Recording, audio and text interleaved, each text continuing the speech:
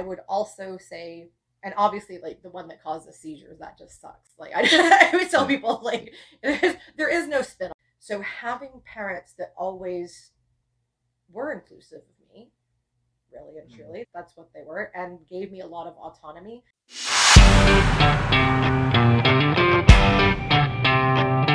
How do you revamp their hiring processes when you're working with your clients? Let's make sure that this process is going to work for everybody. And let's make sure that there's no.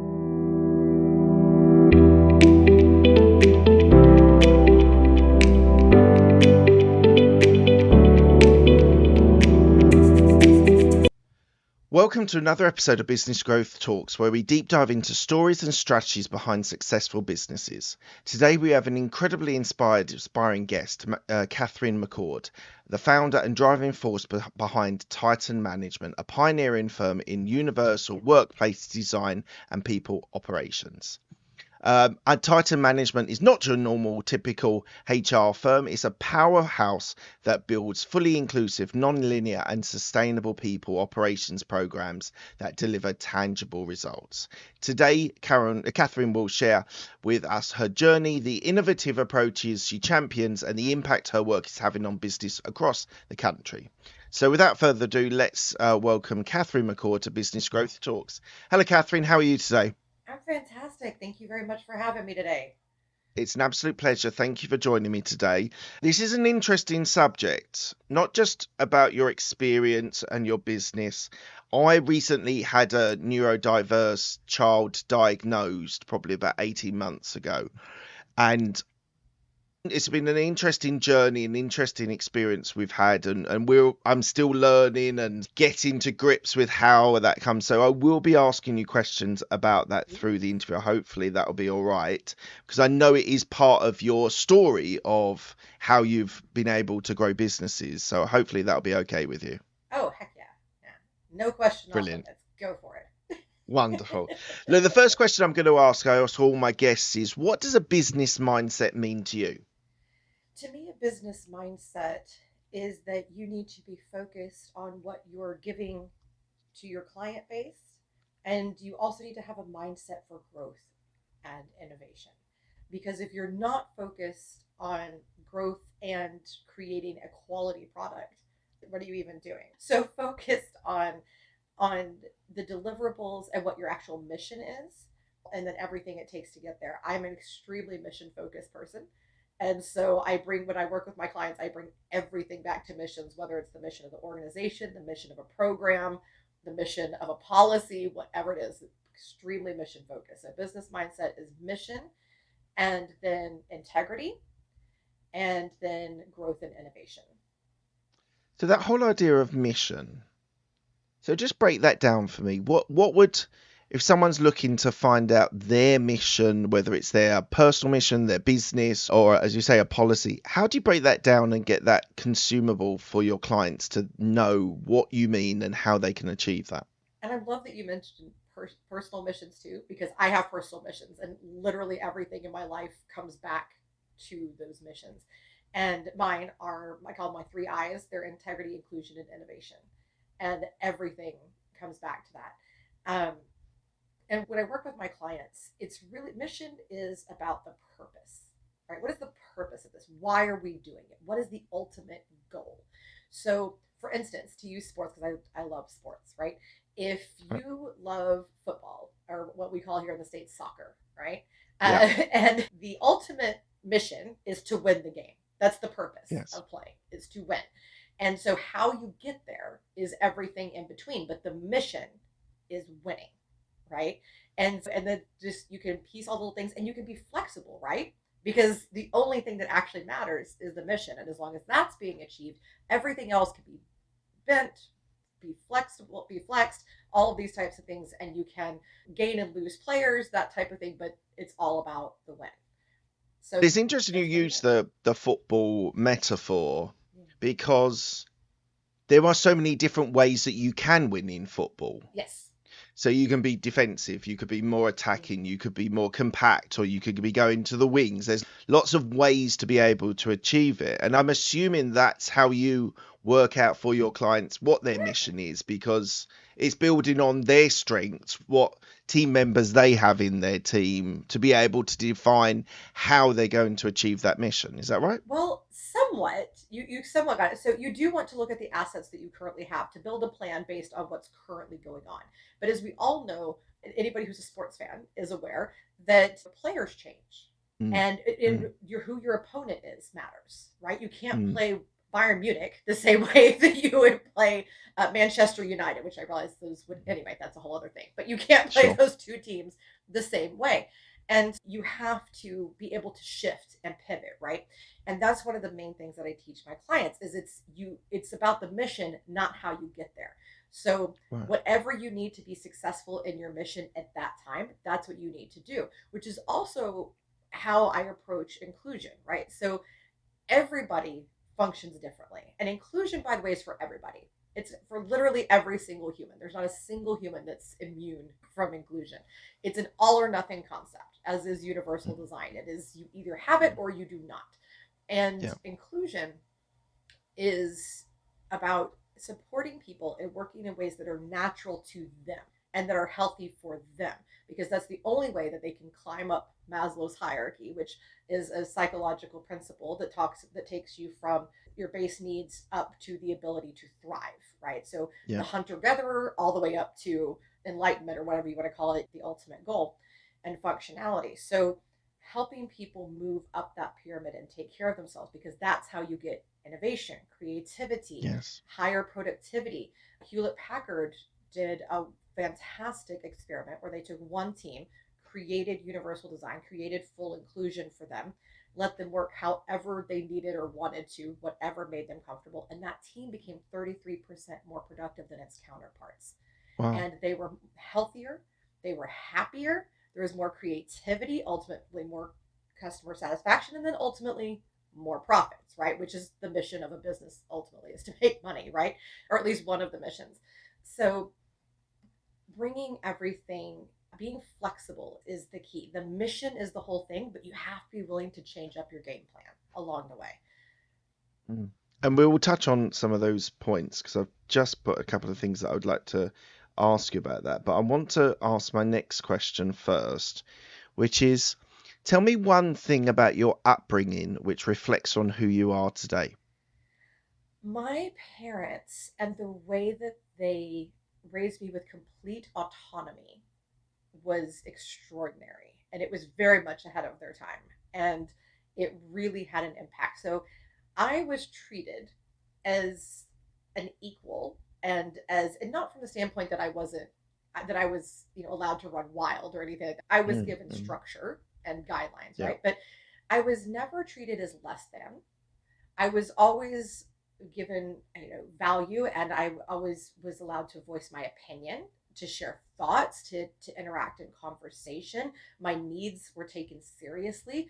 My uniqueness was honored, and my parents, just rolled with that. And for a child who very early on it became clear was neurodivergent, the first two of my diagnoses to show up were my obsessive compulsive disorder, and which my mother did recognize being an RN, registered nurse, and then my misophonia, which they knew what was going on, but they didn't know the name for it at the time. And misophonia is where there are certain sounds that make you malfunction.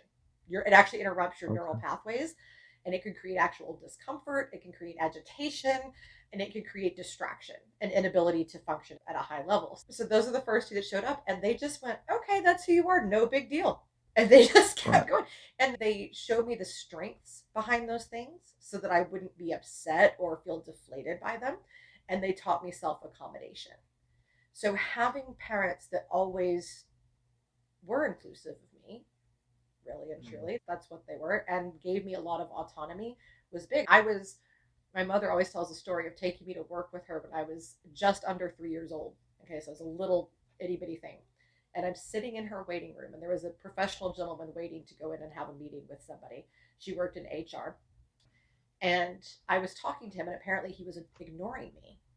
And I finally tapped him. I said, "Excuse me, I'm speaking to you. Please speak back." And so always having that sense of, hello, I'm a human. You don't get to ignore me was highly impactful. And I expect the same for others. And the fact that when I discovered that other people didn't have, that's when I got to the work that I did. Yeah. And I went on an online course slash webinar thing a couple of weeks ago. My daughter's got autism, and it was talking about emphasizing the positives, the not thinking it as something that is damaging or difficult or whatever. You should be like, I know the superpower is a little bit overused now, but making it into positives. And it was really fascinating talking to a psychologist and a psychiatrist about that, because you should be empowering children in general, not just neurodivergent children, Right. but just children in generally. And sometimes it can be hard as a parent, because I worry about things for my 8-year-old who has autism, and actually being able to just paint it in a positive outlook and a progressive and understanding way. And some of her behaviors can be strengths, and some of her things that she's not so good at, yes, they can be weaknesses, but they also can be learning lessons for it. It was an absolutely fascinating couple of hours that I spent. What would you say that your diagnosis has meant for you? Do you see it as a superpower? Do you see it as a thing that can really differentiate you in a business world as well? Oh gosh, yes. I wouldn't be where I am if it weren't for my diversities at all. Like it's not even close. And by the way, Johns Hopkins, Harvard, the national Yep. in the U.S., the National Institute of Health, the National Library of Medicine, all have studies about the benefits of neurodiversity, which became a specialty of mine because again, I started seeing that other people hadn't had the benefits that I did. So I Yeah. got some neuroscience certifications and started speaking and teaching on these topics. And I have 4 neurodiversities. I have one medical, which is I have a seizure disorder that interrupts my neural pathways Okay. and causes some little funky stuff. But the 2 that we discussed earlier, the misophonia and the OCD, and I also have bipolar 1, which means that I have Okay. long downs, long ups, and then long periods of just perfectly regulated self, right? Yeah. And it's very cyclical.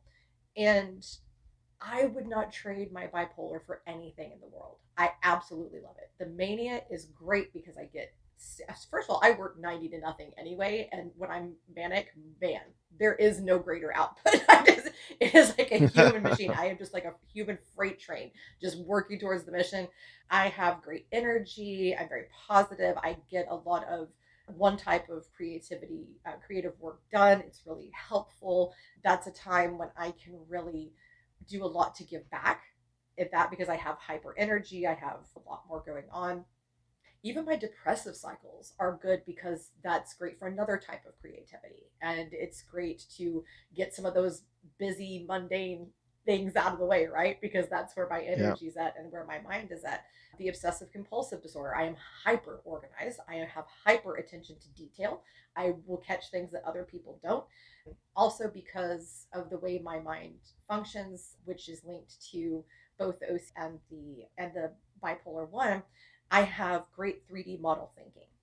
And so I can see things in a big picture, see all the little pieces. I'm Right. great at designing events, things like that, which has proven really helpful. So I absolutely have superpowers. Is there disability? Yes. I would also say, and obviously, like the one that causes seizures, that just sucks. Like I always tell Yeah. people, like there is no spin on that. Seizures are not fun. Yeah. They're just Yeah. not good. Yeah. And OCD has its times that it can be really frustrating. Really Mm. frustrating. Mm. Actually, one of the best examples of that was on a show called Scrubs, and Michael J. Fox played a doctor with OCD, and it showed the benefits. I've seen it. You did, Yes. you I saw it. like. Oh, good. You Yes. see the Dr. Kevin Casey. I like that name is always stuck in Yeah. my head. And you see the benefits, but then you also see how debilitating it can be when you Yeah. get stuck, and you see what compulsion actually means. And Yeah. most shows skip over what compulsion Mm. actually looks like. But Yeah. that Yeah. show really showed both sides. But I will say too that a lot of times, so there is actual physical disability, but I think the main type of disability that a lot of people face is societal, because Yes. society is not designed for them. And Yeah. so it seems that they have a disability, but really they're functioning just fine. It's just that Mm. the world around them is not designed right. It's like going back to the football analogy. if you took, oh gosh, who's a great football player? Messi, Messi, but yeah, Messi Ronaldo, is yeah, is one of my favorites. He's just spectacular. If you took yeah. him and you took him out of football and you placed him into, let's say, American football as a linebacker and expected him to block Yes. 400-pound humans that were running at him, Yeah. he would not do a good job. And it No, doesn't mean that he's not exactly. a spectacular world class athlete. It means that you Mm, put him in the wrong position and that you didn't yeah. design a system that worked for him, right? So I think that's what we have to keep in mind. And again, tying it back to that's where design matters and that's where flexibility matters. Have you always been entrepreneurial, do you think? Oh yeah, yeah. When I was a kid, my cousins and I would design companies and sell shares of them to our family members. Yes, I would say I was pretty much born both for HR and for being entrepreneurial because I also would play interview with my mother and HR with her. I even fired her once when I was sick. Yeah. Ah, that must have been a tough dinner after that, having It was not. She was extremely proud. Wonderful. Wonderful. All right, let's talk about your company, Titan Management. And can you tell me about the unique approach that you approach your business? Yeah, yeah. So I take the actually very old principle of universal design, which is common in IT and architecture. And basically, it means design globally, design for everyone, design with everything in mind. And that sounds like it's cumbersome and overwhelming, but it's not. It's actually extremely simple. And so I take that and I create universal workplace design and Right. create a system in which everyone can function highly and everyone has the tools that they need to be the most efficient and productive versions of themselves as well as the healthiest version of themselves. And then we just go from there, right? And that goes from policy to procedures to leadership and communication. We also, as part of that, part of the lesson is learning to turn off our primitive brain response, which is known as the ego mechanism that causes us to have poor communication skills, and learning to turn that off, move all of our responses into our conscious brain and respond in curiosity. And I actually teach leadership how to do that and how to Okay. better engage and communicate with their people. And it's been really cool to watch. And I've had people message me and go, that changed my life. Like it saved my marriage. I had one client message me and say, this saved my marriage. Thank you. Learning how to Amazing. actually communicate. Who knew, right? That marriage needed good communication. But doing that, learning how to truly communicate, how to incorporate all the different learning styles and communication styles, and to do it simply. That's why we stand out. And then perpetual So, innovation. I love to research, I love to learn, and I don't believe in following standards. I believe in setting them. And I believe in setting the I believe in setting the trends, not following them. what do you mean by universal workplace? So it's Like, it's it's just taking that universal design concept and putting it in the workplace. That's all. and inclusivity as well. You've Yeah. talked about that a little So bit, and I find it interesting. And you said right at the start that your inclusivity includes everyone, everyone, which literally is everybody. Yeah. no. But the interesting thing about inclusivity, and this might not go down very well, but the perception. So I worked in corporate for 14 years Right. in companies, large companies, that inclusivity was an important factor because of lots of reasons, socially, Right. politically, whatever. But when you're in those organizations and they're talking about inclusivity, they are talking about marginalized sections of society, whether it's from health or socioeconomic or race or gender or whatever. And the focus on that inclusivity is marginalized groups coming into, if I say the middle, into the company and Yeah. being included. And sometimes, as a boring white middle class male, you can actually feel quite marginalized from that inclusivity. And that's why I was wanting to delve a little bit deeper into that and why you can explore that idea of inclusivity for everyone, whether you're white, black, pink, green, whatever gender, whatever. How do you incorporate that into your companies that you work with? And I love that you brought that up because it is a highly misunderstood concept. And quite often, I've been asked before, why are DE&I efforts failing? And I have two answers for that. Number one is that no KPIs have been attached, and nobody's actually bothering to track and follow the actual things that will naturally Yeah. happen and will naturally improve. Um, and when you can't make a business case, things go away, right? So that's number one. Number two is that a lot of people have been placed in DE&I leadership that only have one specialty. So they only really care about inclusion for one group or two Right. groups or three Right. groups, right? And that's a problem. You can't lead a whole group if you're only focused on three. And you can't be truly inclusive if you're only focused on these groups. And I started realizing this when I spoke to a lot of DE&I folks who would get infuriated that people cared about inclusion for groups that were not their own. And I believe in the benefit of specialists. I do. I believe in that. But if somebody is going to be leading a full inclusion program, they need to have broad spectrum thinking, and it Yeah. needs to be based on everybody. And Mm. and to me, it defeats the purpose of inclusion to include certain groups and then to automatically create other marginalized persons. That makes no sense. Mm. That just Mm. makes inclusion can only truly function when everyone is thought of and considered and honored. And to me it's about freedom and respect as well too, which Mm. I hold Mm. very dear. So one of the first lessons I teach businesses is the difference between inclusion and infliction. I say, for instance, inclusion is that everyone should be allowed to practice their own religion as they so choose, as long as it does not disrupt the workflow. So if you want to pray, great. Just make sure it's not doing something that disrupts anything or Yeah. causes safety issues. Infliction is if you get everybody together and make them participate in one religious prayer. That's infliction. Right. Right. So that's the difference. It's you get to be you and I get to be me. And we're all going to be respectful and we're Mm. all going to be supported, not just allowed to, but supported in being ourselves and in Mm. being healthy and all that. That's the difference. And that's part of universal design, is building in all of that. One of the policies that I use, and this isn't applicable for every business. There are businesses where this is not possible, so we do have alternate solutions. But in a lot of businesses, what I recommend is to move from set paid holidays. Most companies will have 7 or 8 set days that are paid. Yeah. Maybe not everybody cares about those holidays, or they're not applicable to them because of their own Right. religious or cultural background.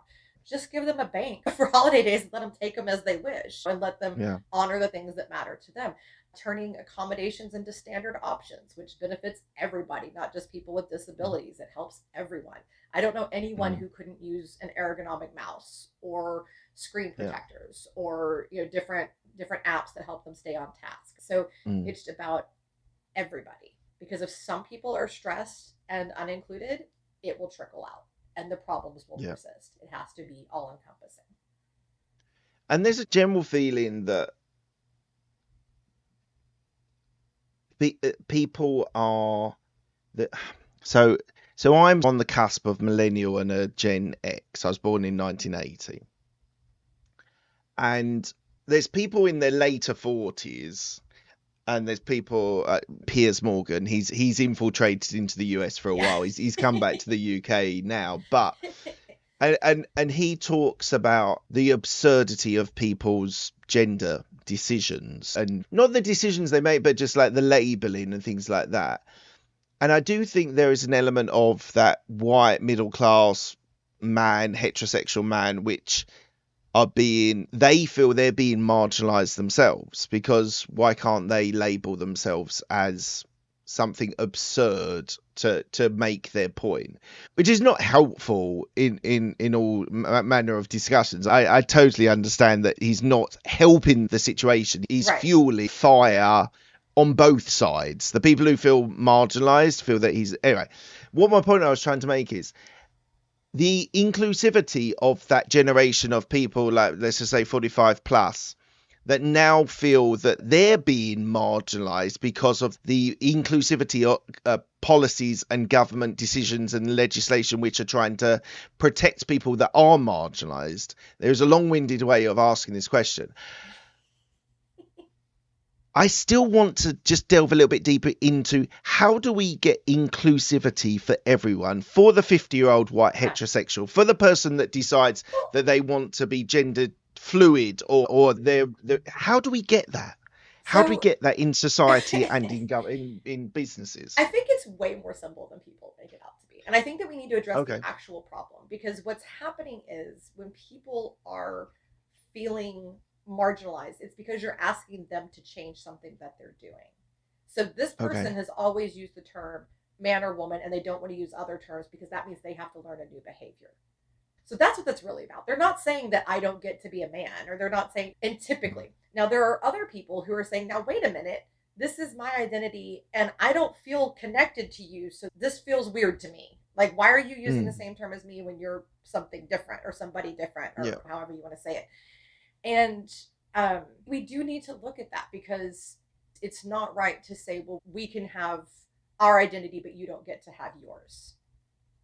We can change terminology, but you can't. That Right. that that's super hypocritical, right? We want to make sure. I think we just need to, again, we need to come back to breaking the ego mechanism, responding in curiosity, and having active dialogue, because Mm. we will find the solutions. And just digging your heels in and saying, you Mm. don't get to evolve, but I do. You don't get Yeah. to have a choice, but I do. I get to tell Mm. you what you will say and do, but you don't get to tell me. That doesn't work. And what's Yeah. interesting is that some people, not whole groups, but some individuals, are doing the same thing to others that they didn't want done to them. Yeah. Yeah. And That's so true. so it's all about conversation. And there's also a lot of assumption. Like, there are a lot of people that assume, oh, this person said this because they don't support my identity or my disability or my, that may not actually be it. The person may just be curious. I cannot tell you how many times I've watched a person just genuinely trying to get some understanding, trying to get some Yeah. information, just get shut down with aggression. And I'm going, Mm. whoa, this person just asked a question. Whoa, Mm. let's stop and breathe. I think that there needs to be a lot more civility, and a lot more conversation, a lot more Yeah. discussion. And we do need to understand that we need to give a little bit of grace as things change and evolve, Yeah. and letting people catch up. So Yeah. if there's a willingness to change, so if you have a person who's, okay, I don't get it, but I'm really trying, oh, help them learn, give them some grace. They might slip and say the wrong term. It happens with neurodiversity a lot. It happens with disability. It happens with gender identity. Give a little grace, as terminology is Yeah. constantly changing. Even had to call a friend. So when the term non-binary first came out, I didn't know what people were saying to me. And at the time, there was Right. nothing on Google. If you Googled it, there was just nothing helpful at all, Yeah. because this was very early on. Right. And um, and so I had to call a friend of mine and get some help, and she helped me understand. I was like, oh, okay, got it, on the same page. We're good. I Yeah. support. Let's do this. So I think explaining terminology, that kind of thing, but just having the curious conversations. I gave a talk at one point to a group of professionals. And I told them, I Yeah. said, don't worry, we're not going to actually dive into this topic, but I'm going to use it because I want to make a point. And I said, let's talk about I said, I'm going to use the example of transgender children and how to care for them. Everybody tensed up, right? Everybody's, oh my God, what is she doing? What's happening? I was Yeah. not mentally prepared for this. And I said, okay, so on the one side, quote, quote, you have people who are concerned about a child feeling welcome, included, loved. They're worried about suicidality. They're worried about mental health. All of these things. Yeah. Some people start nodding.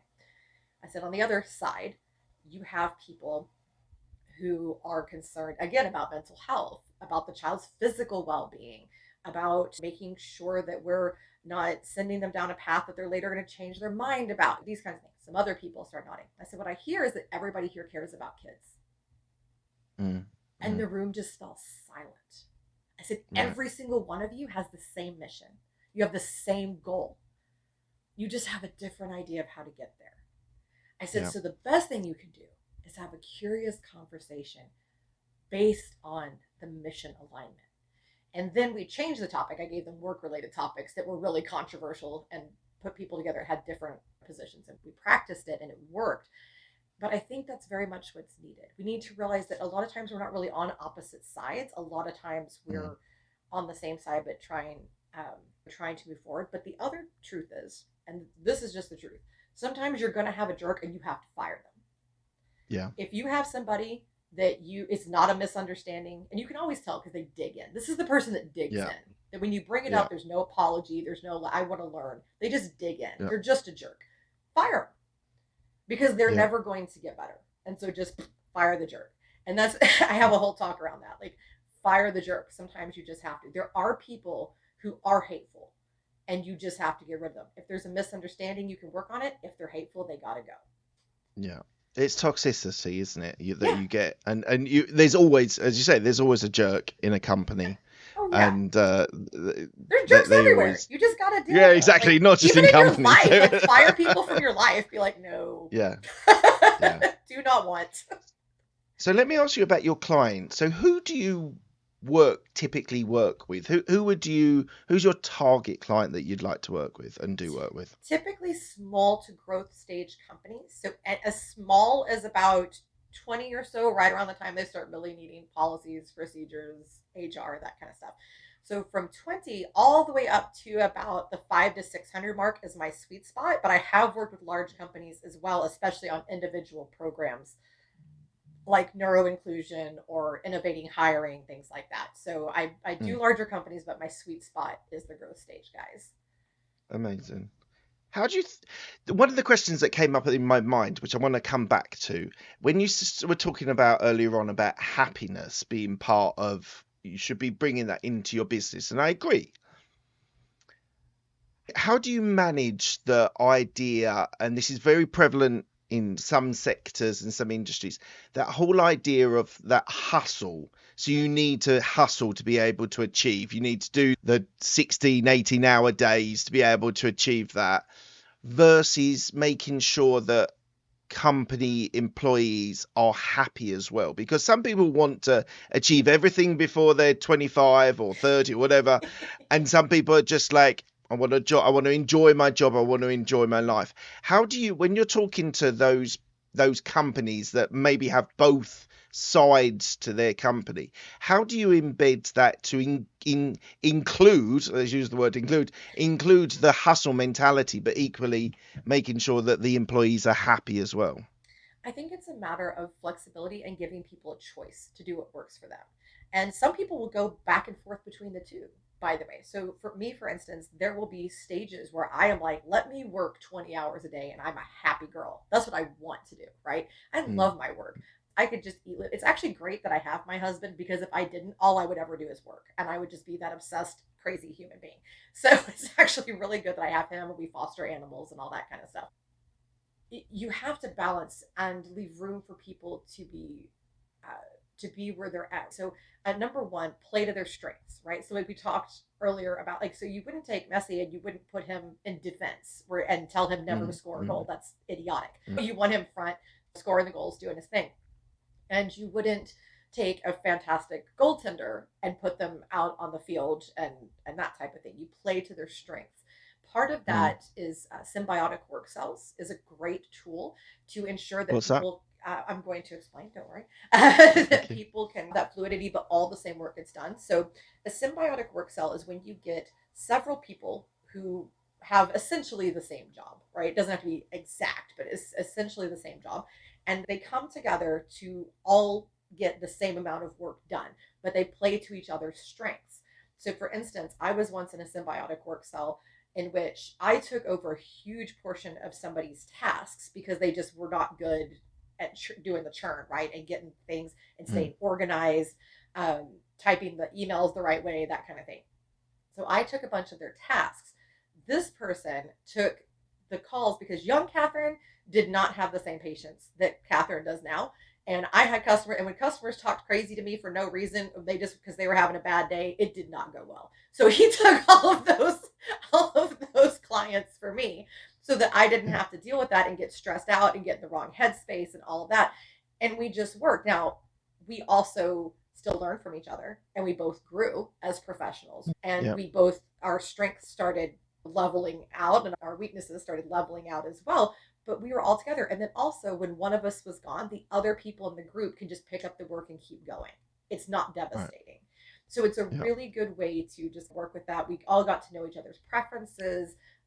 They got used to my cycles. I got used to theirs. And we all just fluidly work together. There's this weird Right. concept in our business world that's pretty much global that I can find, where people think that somebody just needs to have a job and that's all they ever do and they're responsible for this one workload and that's just it. That's stupid.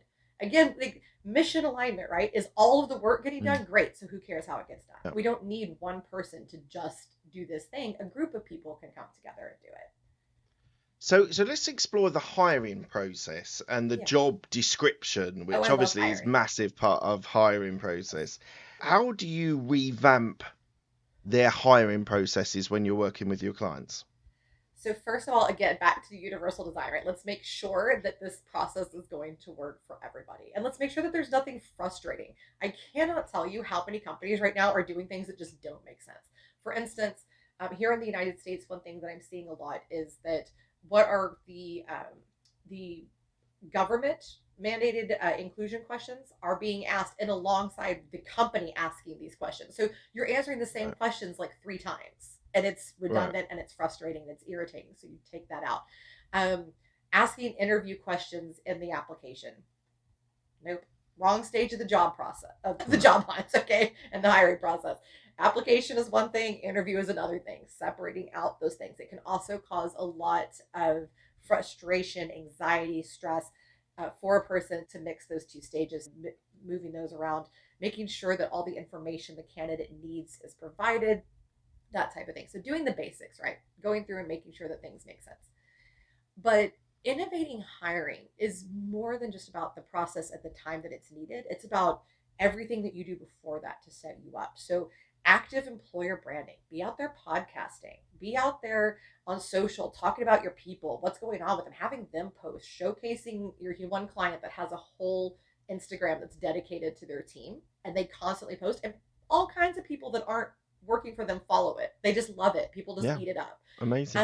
Yeah, it's really cool. So active employer branding, um, actively gathering data. Get on LinkedIn and see, okay, what are people wanting? What are people not wanting? Pay attention. Make sure that you're following up. So preparing for the hiring process, making sure that leaders are properly trained on how to interview. It's so fascinating. People assume, oh, you're a manager, you know how to interview now. Right. Why? Why would you know how to do that if nobody ever taught you? So, Yeah. so training people on how to properly interview, having questions, again, considering different communication styles, right? Having questions that you can ask in different ways. So having different formats for each question to present so that however they communicate, however they learn best, you can set them up for success, how to structure Right. the interview. And by the way, every interview should be started by answering and just giving all the information that you know the candidate wants, because then they can decompress. They don't have to try to remember questions.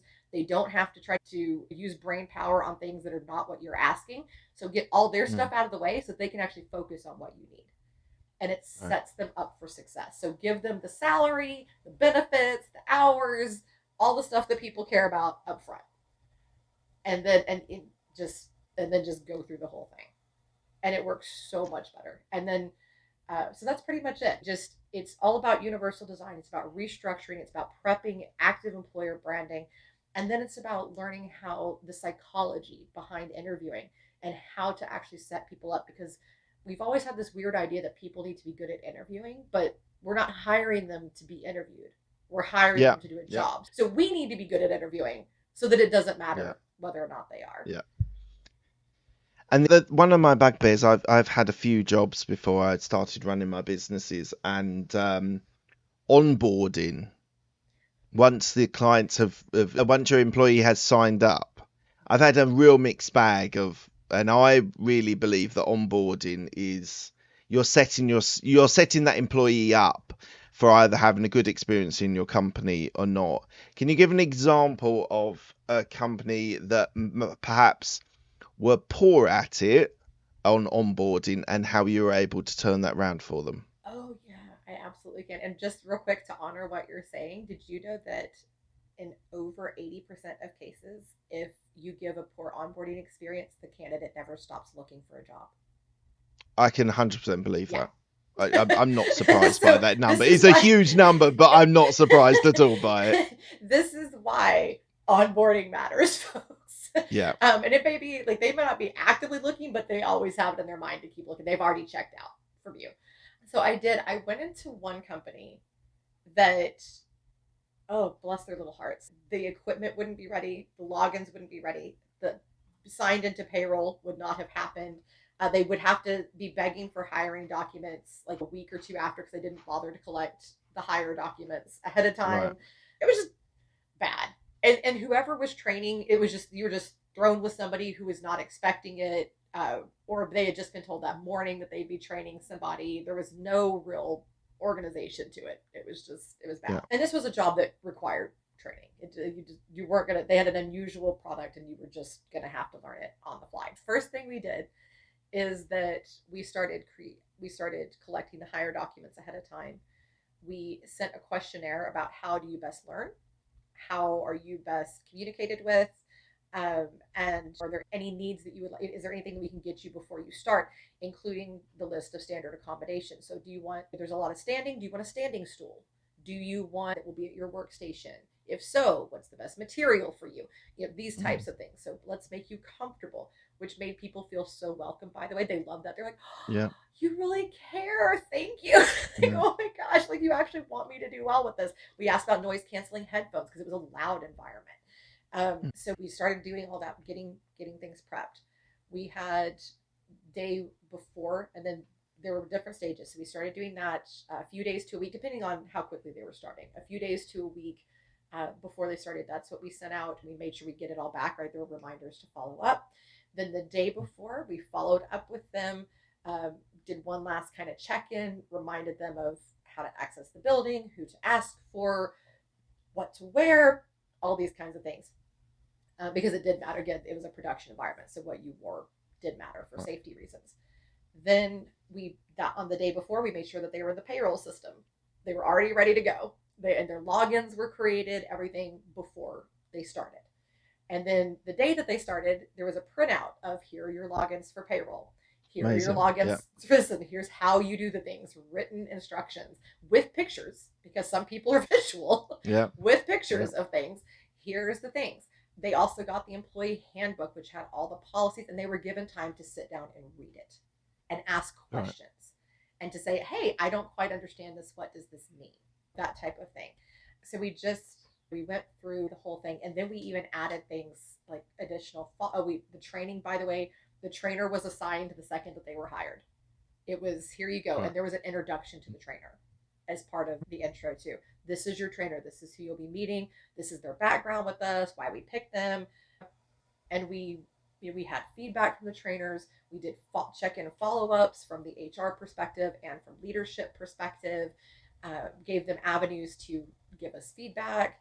And then it was really funny because one of the things that started happening is people got so excited about this process that had already started working there that they wanted to experience part of it too. They were like, well, I want to be trained on this. So can I go through some of this? Can I do this? Can I like pick my own equipment? Because I didn't get to. I just got stuck with what was already here. And people got really excited, and people started being better prepared, and they started feeling more welcome. And then employees started recommending people to the job.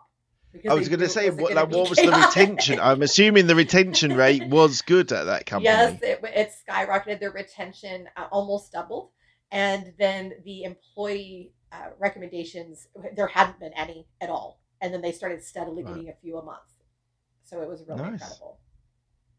That's wonderful. It's so great to hear, because it's one of the things that has been painful for me at certain companies is that it's just not. It's a secondary thought, and it's not important enough. So I think that's absolutely fantastic. Moving on, what would you say your risk appetite is now versus perhaps when you were younger? I would have thought it would deteriorate, but it's not.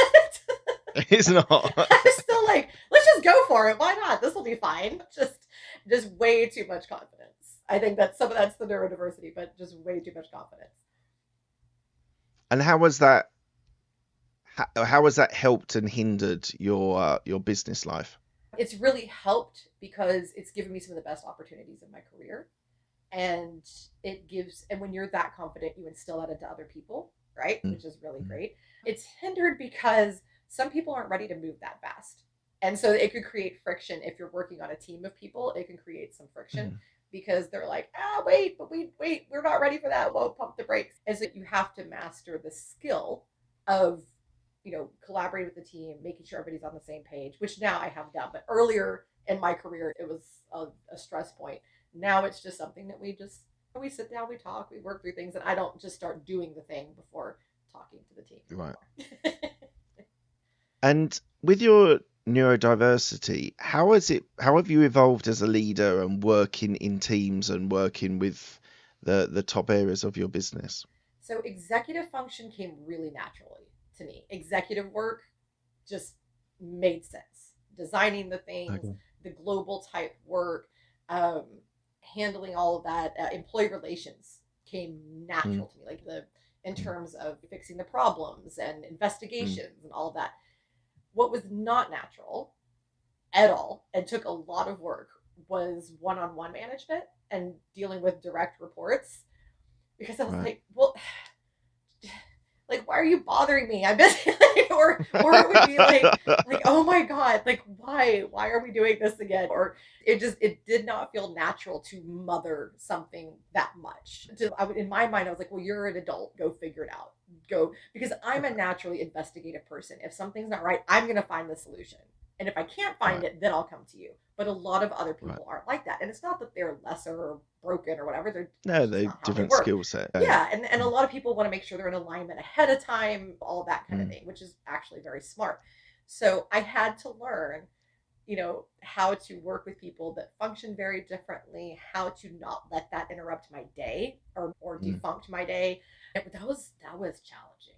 It was challenging. And I ended up, I would say on a scale of 1 to 10, one being like you absolutely need to be fired, to 10, like you're the best manager ever. I would say that now I'm at a solid 8. I'm at a solid Okay. 8 for one-on-one management. Executive function 10, one-on-one management 8, because I've learned to even enjoy it some, and especially the mentorship aspect and all with that Mm, part I mm. absolutely love. Yeah, so I'd say I'm a very solid 8 now, and it's Right. still growing. That's that's brilliant. That's amazing. Look, we're coming to the end of the interview. I've asked the same 6 questions to all of my guests. They're quick fire questions. They don't need a quick fire answer. First question: what's the best decision that you've made?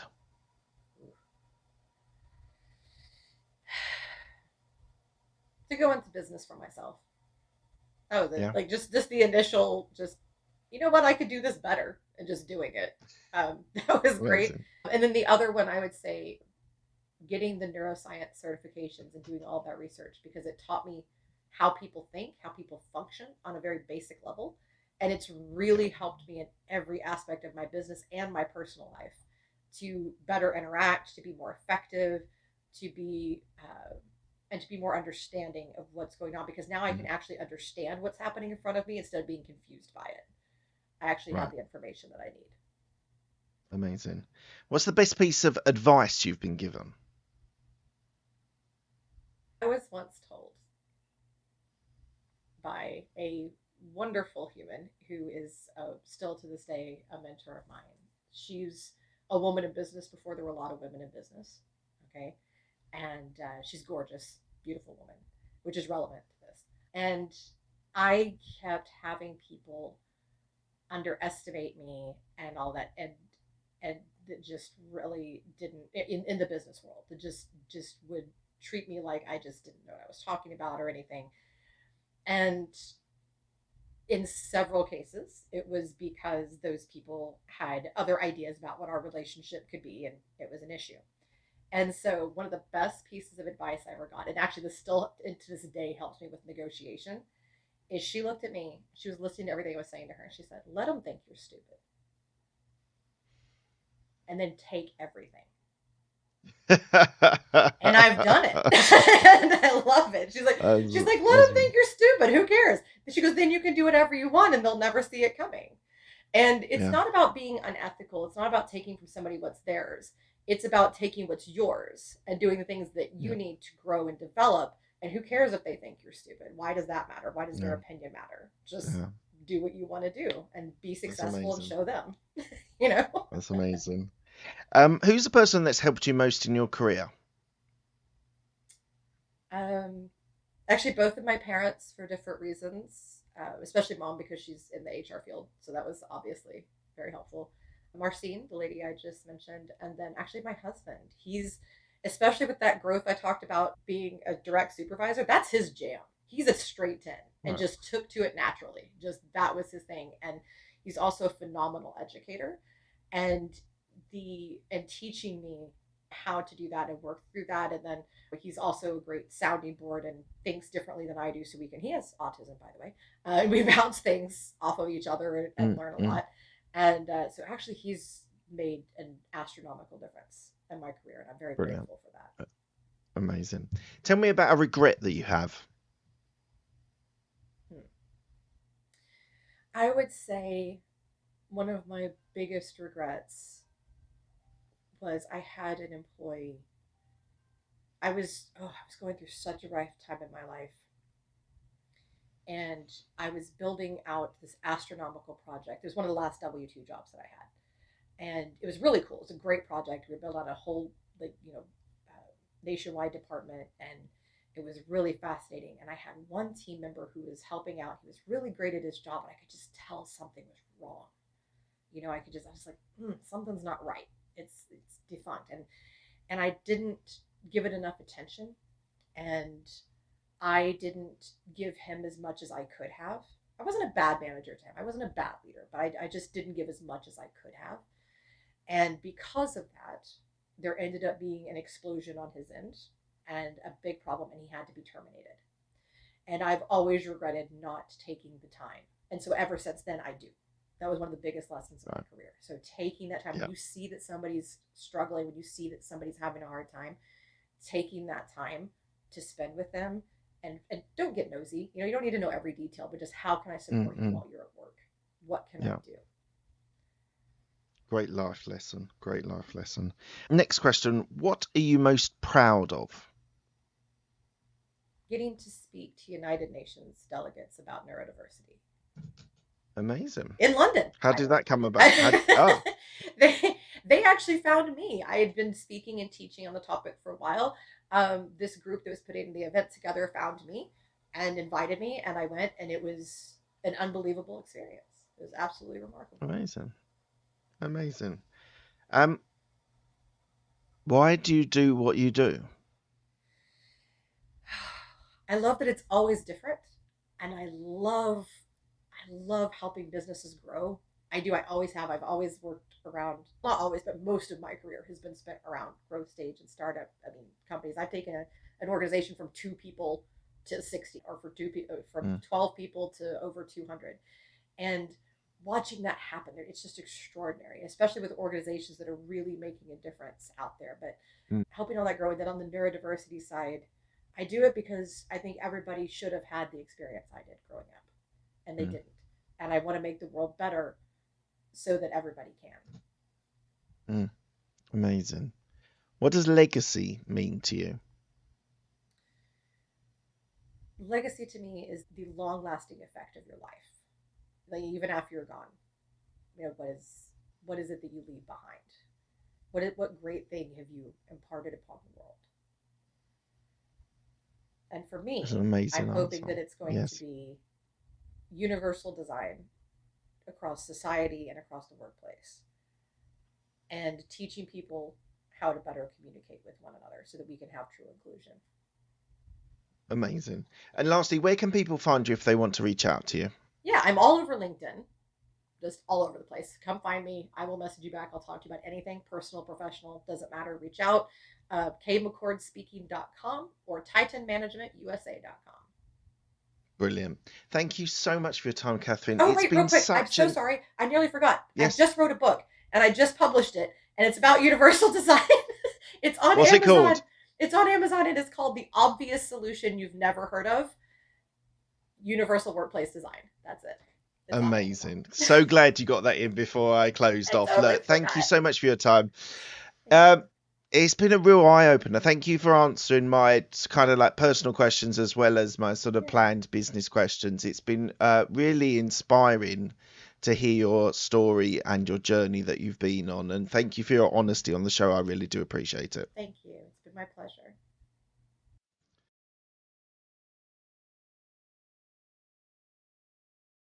I really hope you've enjoyed that content. It's a really fascinating interview that I've done there. So please do, if you are enjoying this content, please do give it a like.